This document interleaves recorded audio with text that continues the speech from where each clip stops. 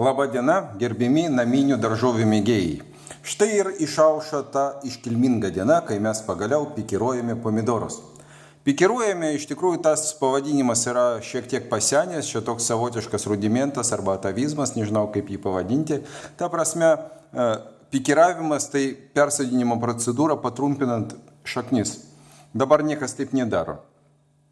Tai yra pasenusi metodika, bet taip iš seno įpračio pomidorų persodinimą, pomidorų daigų persodinimą vis dar vadina pikiravimu.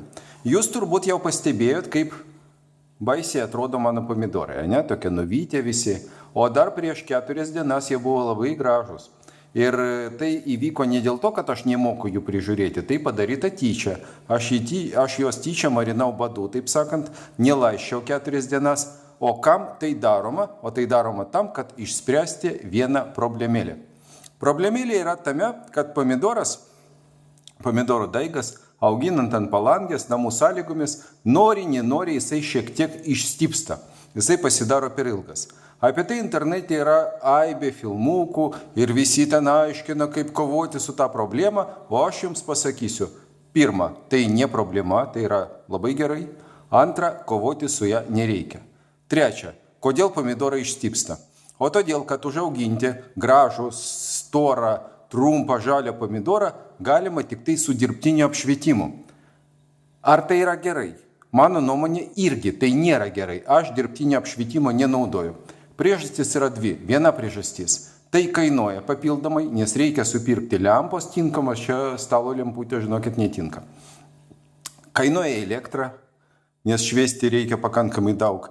Ir antras argumentas, kuris man yra žymiai svarbesnis. Aš esu pirkęs tokius pomidorus, labai gražus, žalius, trumpus, storus stiebų, užaugintus šiltnamį su dirbtiniu apšvietimu pardavimui.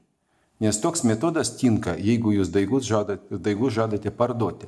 Jeigu jūs auginate savo, jo apšviesti tikrai nereikia, nes toks dirbtinai užaugintas, po dirbtinio apšvietimo užaugintas pomidoras, kai jisai patenka į tikros lauko sąlygos, į šiltnamį ir pradeda jam šviesti tikrą saulę, jisai serga, žinokit, nes jisai prie saulės nepripratęs. Tai žymiai geriau auginti pomidorus ant palangės ir jie būna stipresni ir jie lengviau perneša persodinimą į šiltnamį ir jie tikrai lengviau užsigrūdina ir mažiau serga. Tai čia pirmoji mano kalbos dalis apie tai, kad apšvietimo dirbtinio aš nepripažįstu. Dabar antroji dalis dėl pomidorų išstypimo, išilgėjimo ir apie tai, kad tai nėra problema. Jūs žinot, kaip sakoma, kaip padaryti iš minuso pliusą. Tiesiog reikia dar vieno minuso. Taigi tas dar vienas minusas tai ir yra mano dirbtinai nukankinti pomidorai. Aš jų nelaiščiau tam, kad jie pasidarytų minkšti, kad juos būtų galima lankstyti, nes kietas, gerai palaistytas pomidoras, jisai labai lengvai lūžta.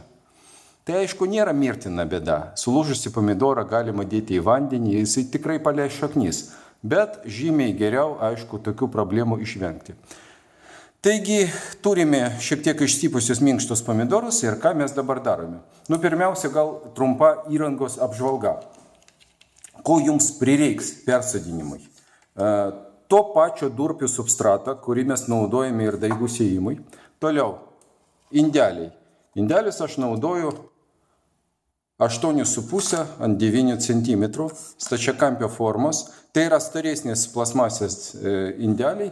Aš juos pirkau kažkada po 30 lietuviškų centų ir jie iš tikrųjų dvigubai brangesni už tos plonesnius vienkartinius iš Maksimos, bet labai patariu vieną kartą nusipirkti ir jie tarnaus jums daug metų.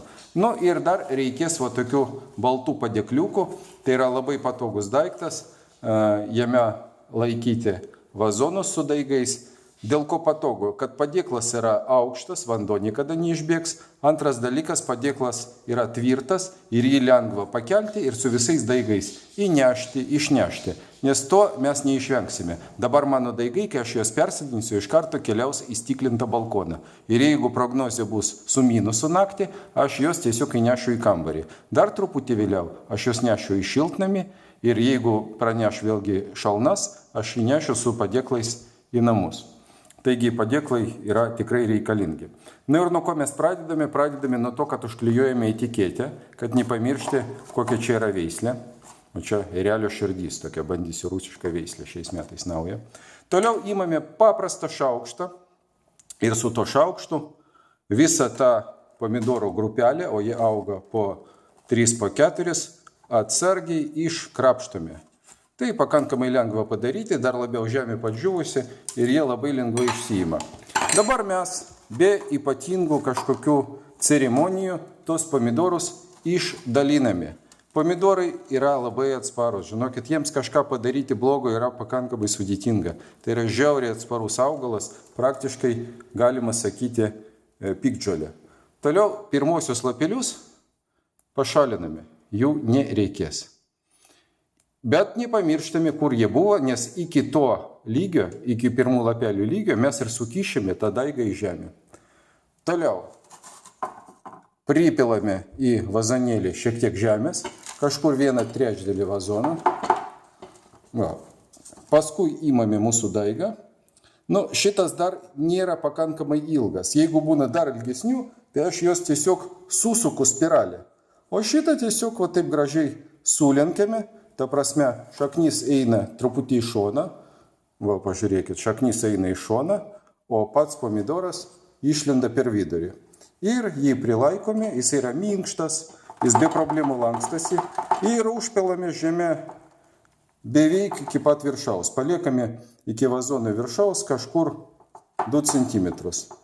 Truputį prispaudžiame ir mūsų darbas baigtas. Vėliau, kai pomidorai paaugs, galima bus į tos vazonus pridėti daugiau žemę. Galima ir nepridėti, iš tikrųjų tokio kiekio žemė pakaks. Ir pažiūrėkit, koks jisai dabar negražus, koks jisai dabar liūdnas, bet žinokit, po valandos jisai bus kietas kaip morka. Aš jį palaistysiu ir daugiau jam nieko nereikia. Pirmas laistymas bus vandeniu, o jau pradedant nuo antro, kai pomidorai prigis, laistysime to pačiu tirpalu. Trašų tirpalo, apie kurį aš jau kalbėjau, trašus aš jau pasakojau senesniam video, kas nematėt, pažiūrėkit. Tai praktiškai ir viskas. Tos pomidorus aš sudėsiu į padėklus, palaistysiu, naktį palaikysiu kambarį, kad jie atsigautų ir nuo rytojaus jie keliaus į stiklintą balkoną. Tokia labai paprasta procedūra. Taigi nepamirškite, kad sodiname į žemę iki pirmųjų lapelių, bet tos pirmosius lapelius mes pašalinsime, jie yra nereikalingi.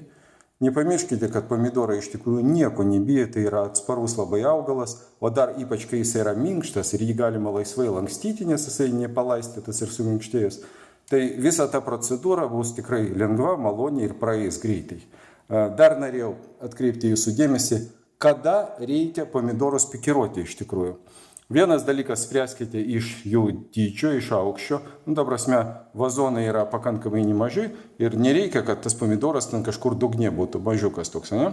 Reikia duoti jam paaugti. Antras dalykas, rodiklis, kuris rodo, kad jau laikas pomidorus persodinti. Čia atsiranda apačioj stiebo tokių taškiukų.